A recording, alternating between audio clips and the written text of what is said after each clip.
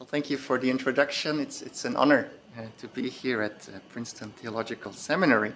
The story I prepared for you today is a story entitled The Pinkster King and the King of Congo. It's a story based on the book I recently published. And it's a story that I start with a person you all know, Sojourner Truth. Sojourner Truth, you all know her as an icon of Black liberation movement, but also as an icon of evangelicalism. But what perhaps many of you do not know is that Sojourner Truth's native language was Dutch. And that shouldn't be a surprise to you if you know where she grew up. Sojourner Truth grew up in the Hudson Valley, near Albany. And she grew up at a time when in that part of the state of New York, still many descendants of the 17th century Dutch colony of New Netherlands lived. As you all know, New York has a Dutch history. It once upon a time used to be New Amsterdam. And when the English took over, the original population decided to remain. They remained. But Manhattan itself, which used to be the center of Dutch power, became increasingly English. And as a result, Dutch families would leave Manhattan, move towards the Hudson Valley. And for several generations, in and around the city of Albany, you would still have many places where essentially Dutch 17th century culture survived, also in terms of language. You had slaves who grew up with those families for several generations, hence slaves such as Sojourner Truth would speak Dutch as their native language. And we estimate that still by the mid-18th century, about 15% of all the slaves living in the states of New York and New Jersey spoke Dutch. And that's something that very few people are actually aware of. Now, why do I start with Sojourner Truth? Because I start with her. She has a very interesting passage in her famous narrative. And that passage relates to a moment in her life, briefly after she walks away from her former slave master. Essentially what had happened is the following. She was a slave. Everybody knew that slavery was about to come to an end. And it was very common at that time that masters and slaves would make a deal. And that deal essentially was, you will work hard for me for a number of years. They would set that number. And after that year, the last year is over, I will give you freedom. Yeah? So the deal was made with Sojourner Truth and her master. She would work for 5 more years, and then she would become free. What happens is that during those 5 years, she gets injured. And she can't work as hard anymore. And after the 5th year passed, her master says, no, but because of your injury, you didn't work really hard, you have to remain a slave longer than I told you 5 years ago. She disagrees, and she walks away. And she walks away from him, and then she lives with a Dutch-American family, the von Wagner family. But at one moment, she makes a very interesting observation in her narrative. What she does is she starts to become nostalgic. Nostalgic about the old days when she was still living with the other slaves. And the reason why she becomes nostalgic is the upcoming Pinkster celebration. And I will show you the passage, and I ask my colleague Catherine if you would be so nice to read some of the quotes that I present to you today. Catherine.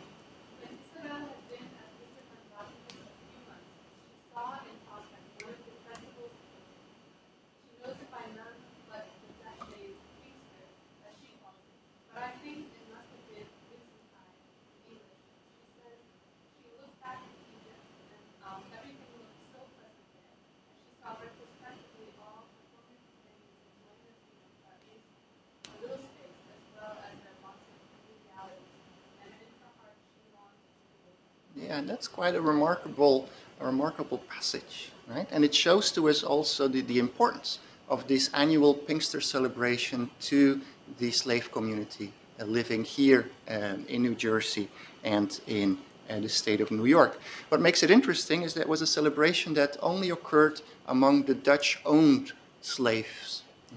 And that's also the reason, I think, why we have so little information about that celebration. The Dutch themselves do not write about it. There's no Dutch newspapers at that time. English newspapers have little interest because they don't really understand what's going on. So the few sources we have about this Pinkster celebration come from outsiders. Outsiders such as Alexander Coventry from Scotland, who travels through this part of the country. He observes the festival and he makes a reference to it. And Catherine, if you could read.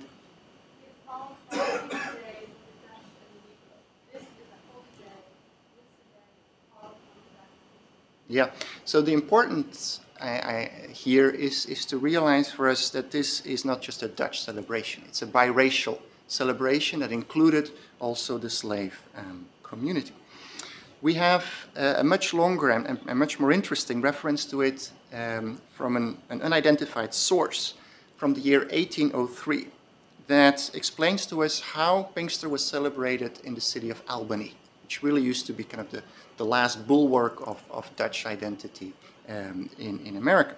And it reveals to us that by that time it had become almost an exclusively African-American celebration. It was huge. It attracted up to 1,000 visitors. So it was the largest African-American celebration in Northern America at that time. It was organized by the slave community itself, and he highlights two things. He highlights that the African-American community would have a procession during that celebration, and the procession they organized was in honor of their king. Yeah? So let me show you the quote. Catherine.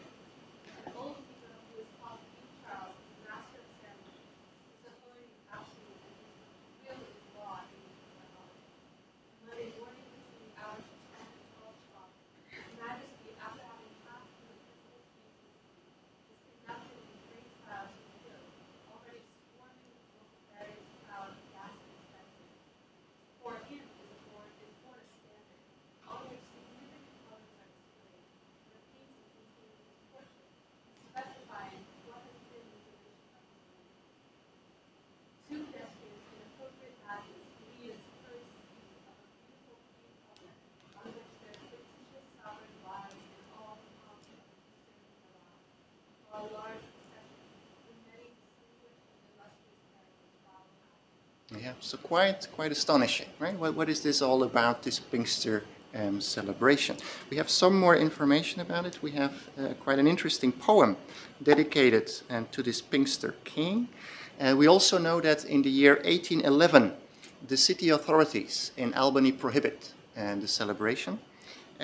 We do know that the celebration survives for a couple of decades in the surrounding area, but eventually it disappears around 1850.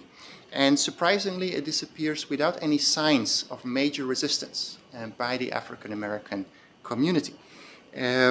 All we have after that is a couple of memories, people recalling that in the old days there was this Pinkster celebration.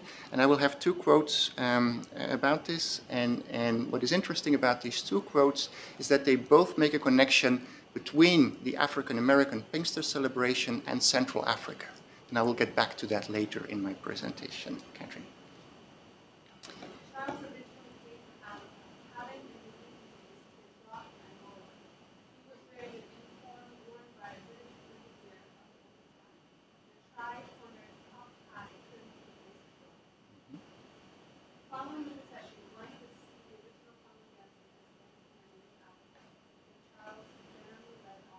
Yeah, so Angola and Congo, yeah, and I'll get back to those places in a minute. Just one last reference to memories. The most famous passage about the Pinkster celebration can be found in the work of the famous author Cooper, his novel Satan's Stone. Now, what is going on here? Right? I'm obviously not the first person who writes about this tradition. Others have written about it, perhaps most famously a historian called Shane White, who essentially perceives and interprets the tradition as a type of carnival, a tradition that mixed some Dutch and indigenous African elements, and he then compares it to carnival and explains it as a type of reversal of social order whereby those who are kings, or those who are slaves, for one day become the king, and then after the celebration is over, everything goes back to normal. Yeah? Just summarizing his theory, Catherine.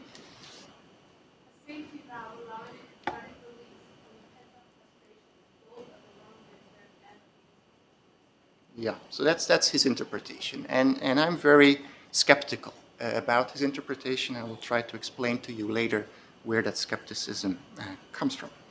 But let us first have a look then at the Dutch element, because Pinkster indeed is a Dutch word. It's a Dutch word, and it means Pentecost. Yeah, it means Pentecost with Suntide. Usually when I give these presentations, I have to explain what Whitsuntide is, but I don't think that I need to do this here at this institution. But what maybe I do need to do is to explain to you that many of the Pentecost traditions in the Dutch Republic have very old roots, because they built on pre-Christian celebrations. Yeah? Celebrations that related to the arrival of the summer, and therefore, not surprisingly, many of these celebrations will have allusions to fertility symbols. Most famously, what you would see happening during the Pinkster celebration was that in villages, people would select the prettiest young girl of the village. And that young girl would then be decorated with flowers, and she would be paraded through town. And that looked more or less like this. Yeah? And she would be called the Pinkster bloemetje, so the Pinkster flower. Yeah?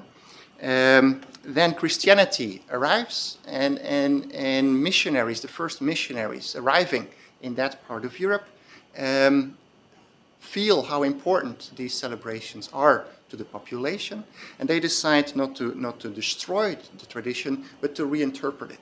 Yeah? So what used to be essentially a pagan tradition now is perceived as a tradition in honor of the Virgin Mary. And that's why you have the flowers, and then it becomes the girl, right? A celebration in honor of the Virgin Mary. Also important is that many Dutch churches at that time are established on the day of Pentecost. Pentecost, as you know, is essentially the history of the beginning of the Christian church, right? So it's not by accident that churches are established on the day of Pentecost. And typical for that time is that you have a type of celebration coinciding with the inauguration of the church. Yeah? And that celebration, the name of that celebration, some of you might be familiar with, is the word kerkmis. It's an originally Dutch term, kerk meaning church, mis meaning church service. But to many people nowadays, kerkmis is essentially a synonym for a celebration, a fair, a popular feast, so to speak. Right? Where you then would have those pagan traditions being mixed with certain Christian elements, which becomes a problem once the Reformation arrives. And the Reformation arrives, and the Reformation is, of course, not happy about the recycling of pagan elements. Yeah? So you see a strong resistance from within the Reformation against these Pinkster celebrations, an attempt even to prohibit and destroy the celebrations, because they perceive it as a typically Catholic thing, right? That instead of enlightening people and teaching them no longer to honor these pagan traditions, what do Catholics do? They just continue it, and they put like a Christian sauce over it and say, no, it's in honor of the Virgin Mary. Right? So they try to prohibit the celebration, but they fail. They fail, and the result is that what you see in the Dutch Republic is that Pentecost becomes essentially a time when the community is divided. It's divided within those who follow the Dutch Reformed Church in its rejection, and you have others who do not. And among those others, there's of course those who remain Catholic, because we shouldn't forget that in the 17th century Netherlands, about a third of the population did not become Protestant. They remained Catholic.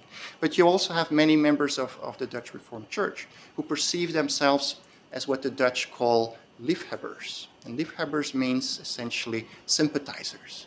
It means that you're linked to the church, but you have some leeway.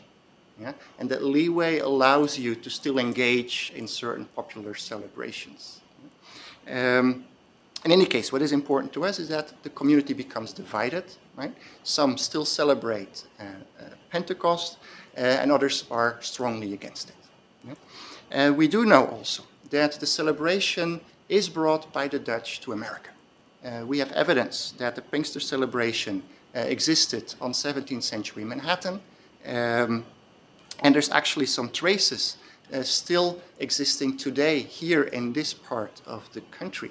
For those of you who like gardening, the word Pinkster and Pinkster flower still survives in the word Pinkster bloemetje, which some people use, which essentially is a corruption of the Dutch Pinkster bloemetje for this type of pink flower.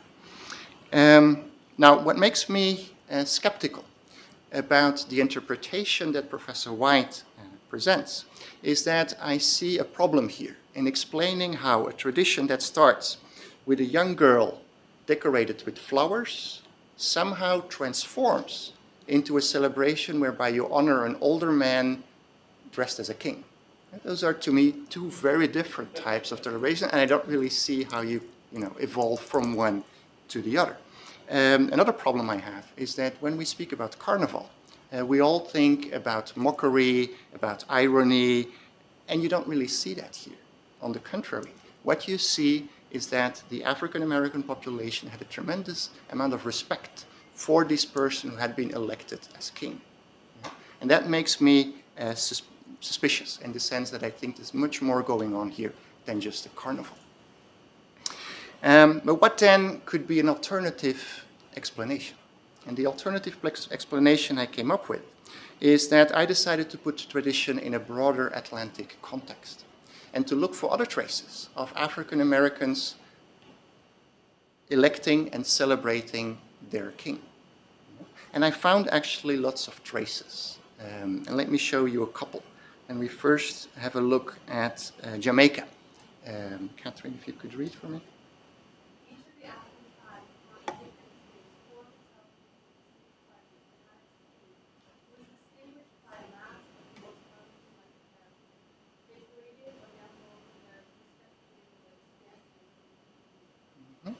Let me show you an example from the Guianas.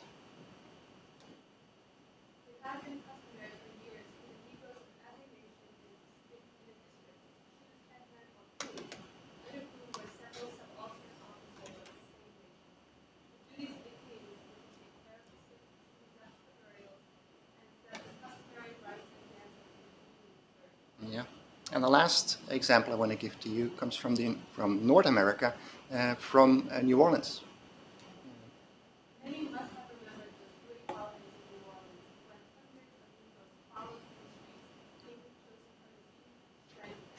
Yeah, and what this shows to me is that what's going on in Albany is not really, a uniquely New York thing.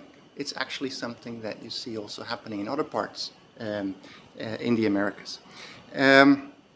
Also intriguing is that I found evidence that the election and celebration and honoring of a king was not something that was reduced to that one day of Pentecost, because we find also other references to members of the African American community showing tribute to a person they had elected as their king. Catherine?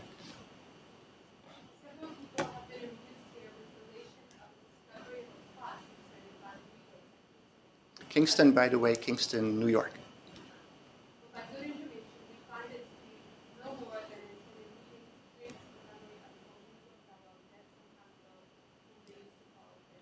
Yeah. Now, where do all these kings come from? And here I would suggest that we temporarily leave North America and we move to the Iberian Peninsula. And I will explain to you later why I'm making that connection. There's very little research on slave kings in a North American tradition, but there's quite some research on it in a Latin American and Iberian tradition, because it's a very old, there is a very old tradition in the Iberian world where you see that elections of kings is a tradition that occurred in so-called brotherhoods or fraternities. Essentially, mutual aid associations that were linked to the church, that had a patron, that could be the Virgin Mary, it could be a saint, but it was tremendously popular and important in the early modern Iberian world. And you had all kinds of brotherhoods. You had brotherhoods even for the beggars had their own brotherhood. The blinds had their own brotherhood, and also the slaves. Yeah? So you had these so-called black brotherhoods. Black brotherhoods that were very important to the slave community in the Iberian world. They were dedicated, almost all of them, to Our Lady of the Rosary, who was considered the brotherhood for the poorest of the poor, hence for the slave community. It was a very hierarchical system, so you had a king, right? But at the same time, and this I find very interesting, it was also very democratic, in the sense that the members of the brotherhoods could elect who was to become the king. And not just the king, but a series of leadership positions that all had aristocratic names. So members of the slave community would elect who was to become their duke, their count, their captain, their queen, and the leader would then be the king. What you see happening in those brotherhoods is a very interesting mixture of indigenous African elements with Iberian Catholic elements. Just to give you a couple of examples, praying the rosary was very important to those brotherhoods, but praying the rosary would occur with African music being played and drums being played. And so you would have the beginning of what was to be later in history call and response music. The same would happen during burials. You had a Catholic burial, but there was a procession with African music that would accompany the burial. You had processions, very important Epiphany, of course, because in Epiphany you need a king, right? And then a black king, right? So the king of the Brotherhood then became the black king. Very important, obviously we're speaking about the Iberian Peninsula, Corpus Christi, a very important holiday, and also, especially in the case of Portugal, Pentecost. Pentecost was an extremely important annual celebration. If you would go nowadays, for instance, to the Azores Islands, still today, the biggest annual celebration is Pentecost. They don't call it Pentecost, they call it the Feast of the Divine Spiritus Sanctus, so the Holy Spirit, and the Divine Holy Spirit. Now, why are these brotherhoods so important? They are so important for two reasons, I think. One is that you can preserve some of your African-American heritage. Secondly, because those those brotherhoods give you a possibility to organize mutual aid and solidarity among each other. Yeah? And that's, I think, the real power of those brotherhoods. Now, what is important is that at a very early stage, we see that the Portuguese export these brotherhoods to Africa. The first reference we find to it, the first black brotherhood in Africa, dates back to 1495. So already in late 15th century, late Middle Ages, essentially, early modern, on the Cape Verde Islands. We later, beginning of the 16th century, we find the same brotherhoods on the island of Saint Thomé, and eventually also in the famous Kingdom of Congo. The Kingdom of Congo, where we know from a letter written by the representative of the Congo kings in Portugal, that the ambassador in Portugal representing the Congo Kingdom writes in his letter that already in the early 16th century, in the capital of the Kingdom of Congo, there were already 7 Catholic brotherhoods. And they were extremely prestigious. Yeah? And to be a member of that brotherhood meant a lot to people. Yeah? We later also find references in Portuguese Angola. Then those brotherhoods pass on to the Americas. We find them pretty much everywhere in Latin America, especially in the case of Brazil, and where we see very similar rituals to the ones I mentioned to you. I'll give you 2 examples.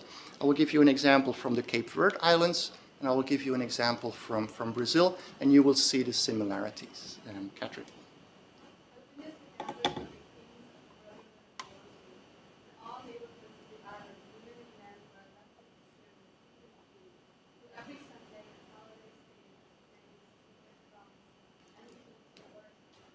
Yeah, and that's Africa, right? That's the Cape Verde Islands. Let me show Brazil.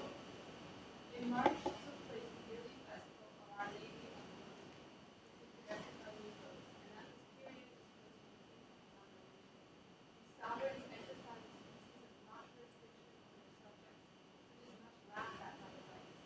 Their chief power and superiority over their countrymen is shown on the day of the festival. We were standing at the door when there appeared a number of young female Negroes with flags flying in front of them. As they approached, we discovered among them the king and queen. Each of the former bore upon their heads a crown, which stood in the body of the church a small table, at which sat the treasurer of this black fraternity and some other officers. The comments to the bottom. Yeah.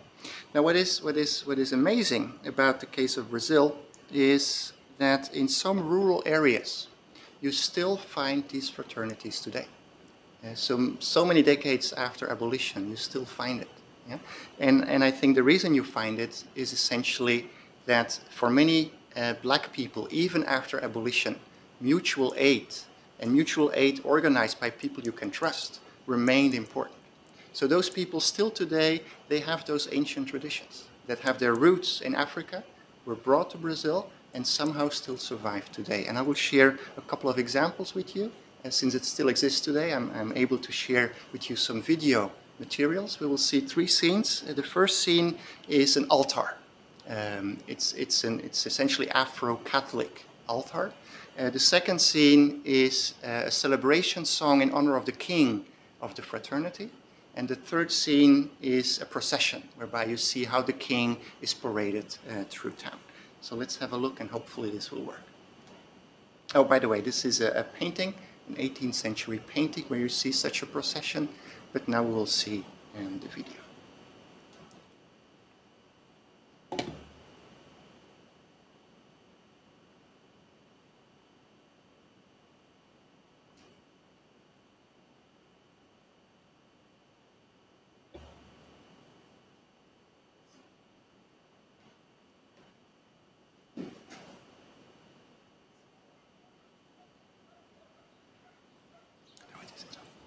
Get loud.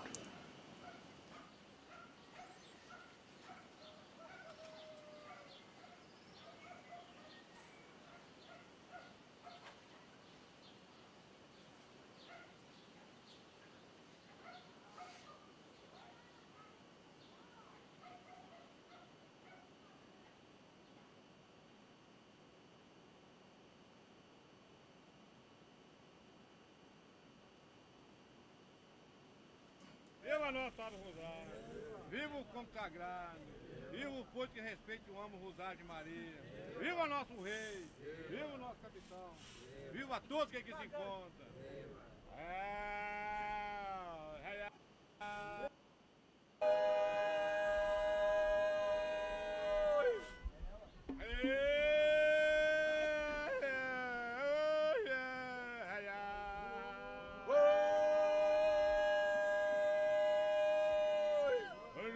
Que veio do reino da glória Santa Maria.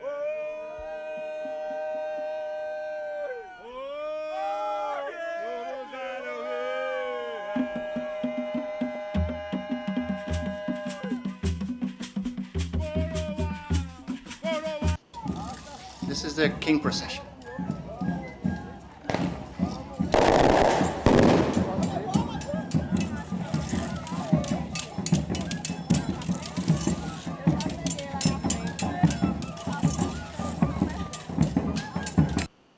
Now, how do I make now a connection to New York, right? Because we have been speaking about Africa, we've been speaking about Brazil, how I make a connection to New York. And the connection I make is through the so-called charter generation, meaning the first generation of slaves.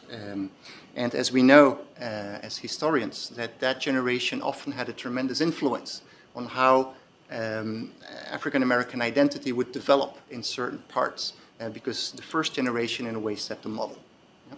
And when we look at the first slaves living on Manhattan during the Dutch era, we realize that those slaves were not brought to Manhattan in the context of a Dutch slave trading operation whereby the Dutch had their own slave trading network yet. This was before the Dutch were able to develop their own slave trading network. So these are essentially people who are on Portuguese ships on their way to Brazil. Those ships are being attacked by the Dutch. The Dutch capture the slaves on those ships and then deviate those people to Manhattan, yeah, and use them there as slaves. Yeah. So let's have a look at the origin of these people. Yeah. And luckily, thanks to their names, we're able to identify their origin. And let's have a look at their origin. What we see here is something quite remarkable, that the earliest slave community in Manhattan, yeah, is a community that almost exclusively originates from parts of Africa where you had a tremendously strong Portuguese influence. Yeah? We're speaking about Angola, Congo, Cape Verde Islands, São Tomé. Remarkably, some of these people were actually born in Portugal. One was born in Spain, others had been born in Latin America. Yeah? So quite remarkable when you look at the origin of the very earliest slave community, and we're speaking now about the early 17th century. Right? For those of you who know and are familiar with languages, it will perhaps not come as a surprise to you that we also have evidence that some of these people spoke Portuguese.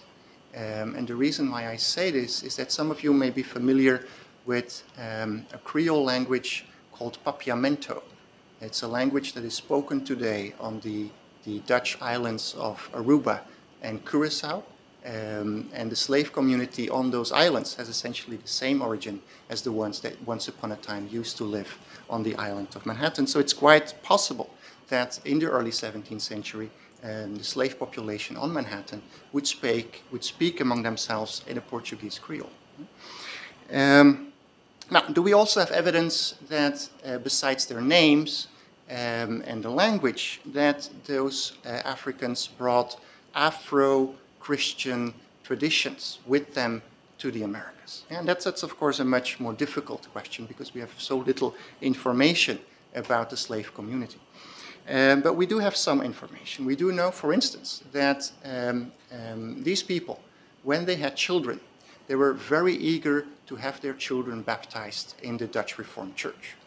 And the Dutch Reformed Church, at that time, there was definitely no Protestant supremacy yet. Right? It comes later, but at that time it was not there. And the church would welcome these children. And one of the reasons, I think, that we need to stress is that they welcomed these children to the Dutch Reformed Church because they knew that the parents had been baptized. And they recognized that Catholic baptism as a Christian baptism. And that's, had they not been baptized, the Dutch Reformed Church would never have allowed those children to the Dutch Reformed Church. But they did. They did, at least for a while. Because what happens is essentially what Catherine has been telling us. What happens very quickly is that you see within the slave owning community concerns. You know, what does that mean when this child is baptized? Will I still be able to sell this child when the child is old enough to work?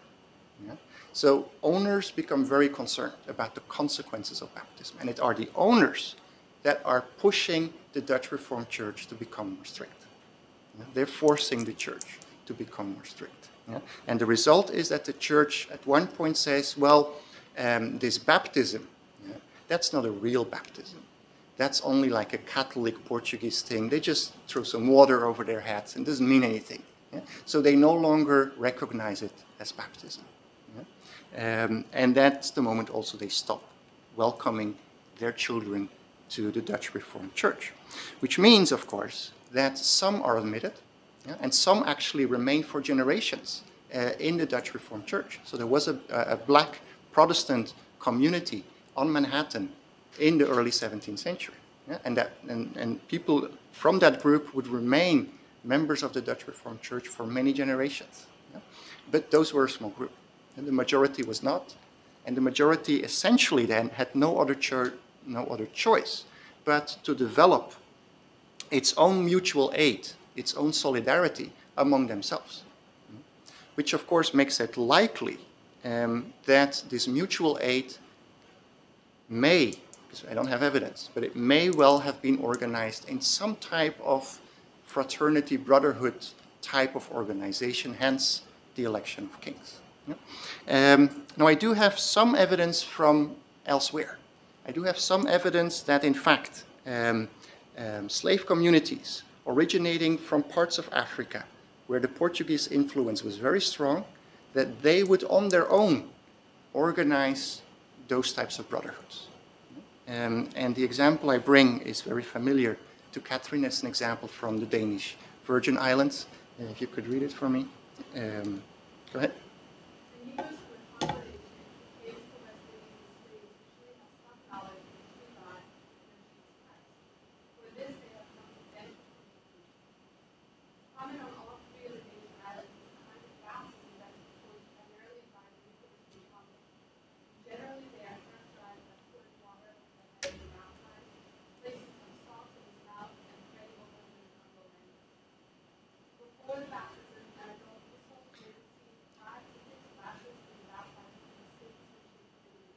Yeah, let me just interrupt for 1 second. The Busal, for those of you who are not familiar with the term, a Busal is an enslaved African who has not yet been baptized. Sorry. Mm-hmm. Afterwards, there is the Negro celebration, provided by the more prosperous. Negroes at some meetings, both sexes, often adopt those who they have baptized in this way. As parents, they look after them as best they can. They are obliged to provide them with the coffin and burial that they need. Yeah, especially this conclusion, right? The reference to burials, because that was, of course, the main task of these fraternities. The main task was essentially that you would rely on the brotherhood for your burial, yeah? And you would give every month a little bit of your own money, even if you were extremely poor, and you would give that to the brotherhood because the brotherhood would give you the promise that the day you die you will have a decent funeral, and that meant a lot. Now, this quote I think might somehow perhaps come as a surprise to some people, right, who are not familiar with the fact that enslaved Africans would in fact bring some Christian elements already from Africa with them to the Americas, right, and that the history of Christianity, of black Christianity, does not start in the Americas. It actually starts in Africa. But for those of you who are familiar with African studies, it should not come as a surprise, right? And let me just show you this famous painting where you will see, Congolese leaders welcoming Portuguese missionaries, but also some quotes from scholars indicating that becoming a Christian meant a lot to these people, and it even made them feel superior over others who had not become Christian. And let me share those two quotes, Catherine.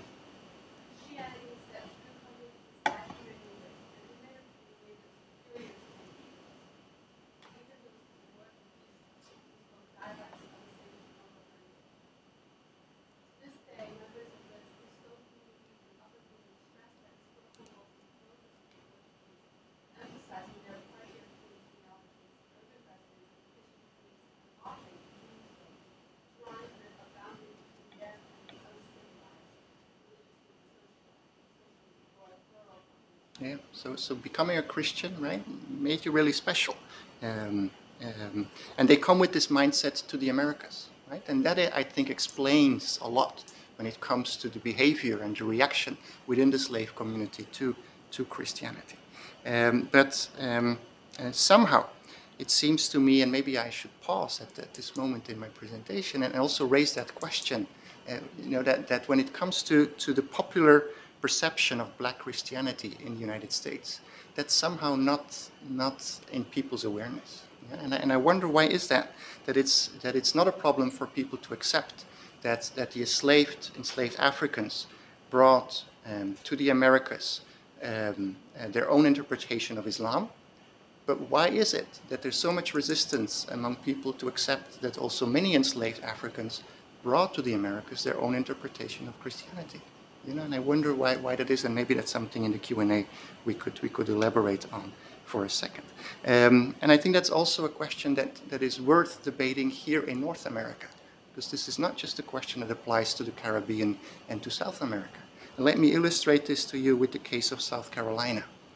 South Carolina, where we have the very interesting report of a missionary worker called Francis Lejeune, Protestant, right?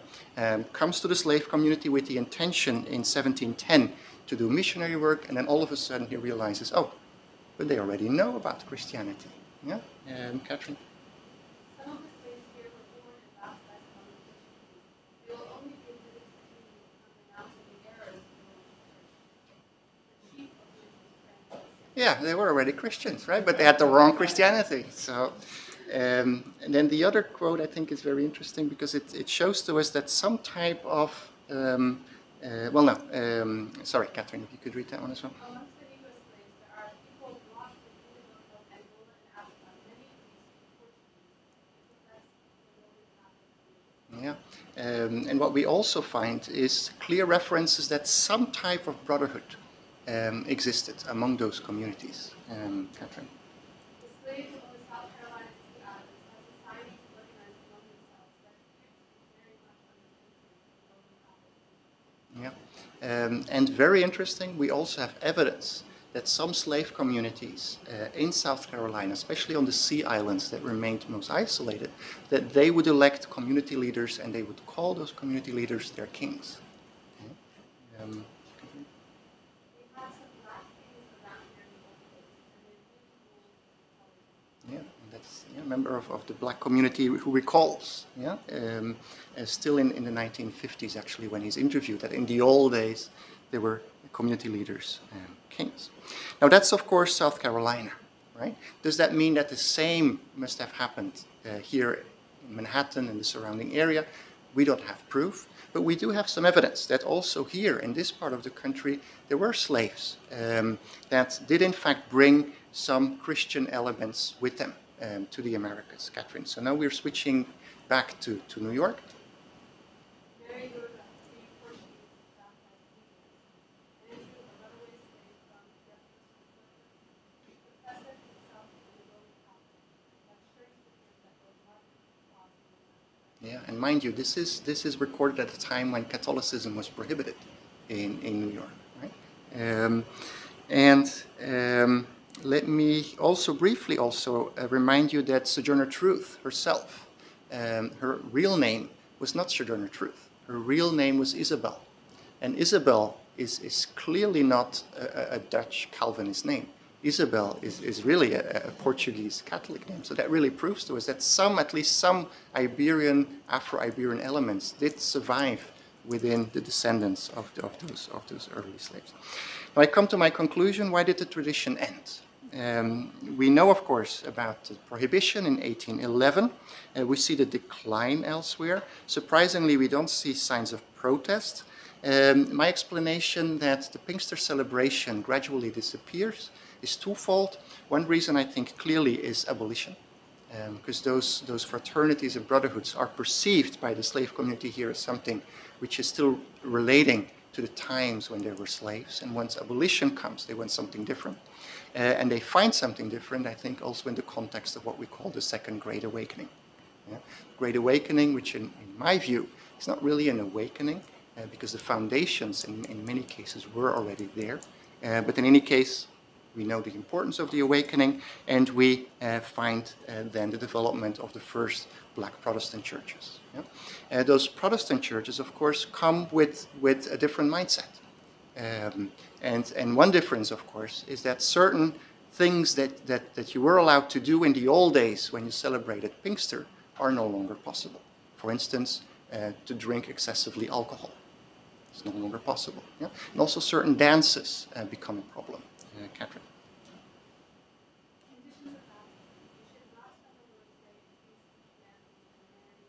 Yeah, here you go, right? Pinkster becomes of course a problem. Yeah, and you clearly see that in also references to early members of black baptized Methodist churches, where people recall the old days when Pinkster still existed, but very negatively. Yeah, also among African Americans themselves. yeah, who distance themselves from the way celebrations used to be in the old days. Catherine?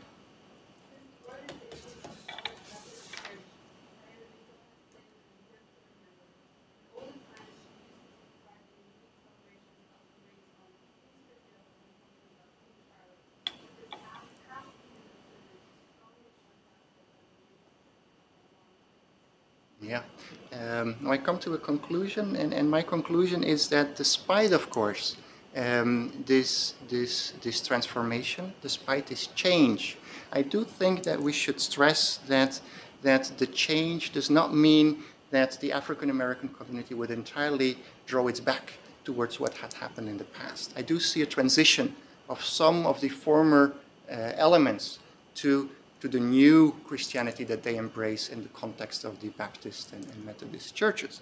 Elements such as, first of all, the disagreement with what it means to be Christian.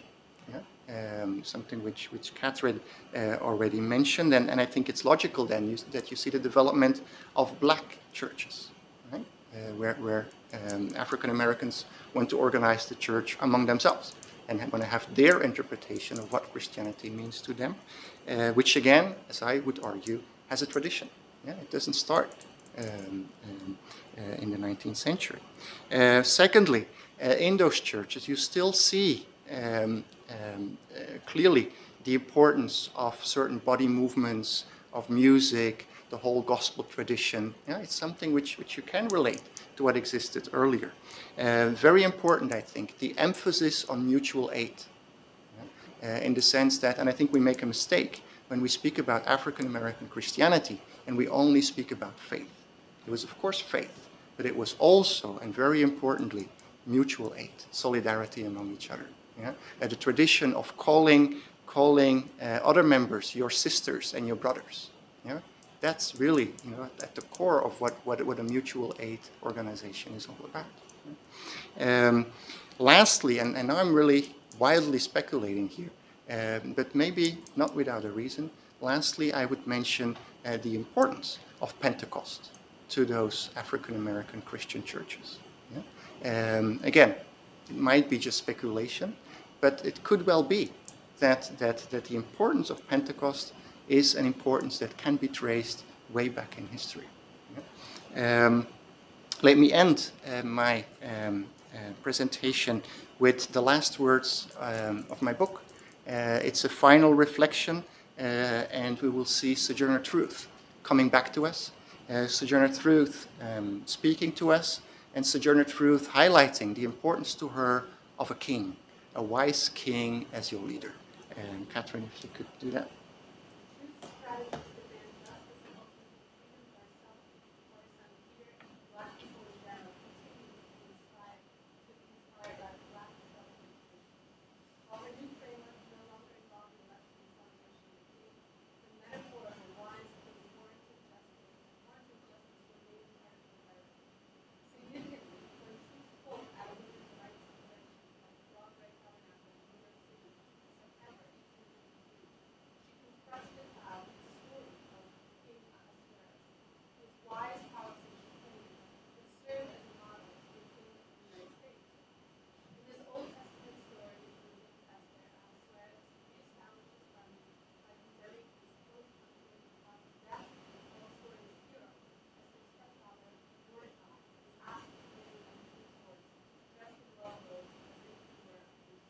As if you were Pinkster King. Thank you all so much.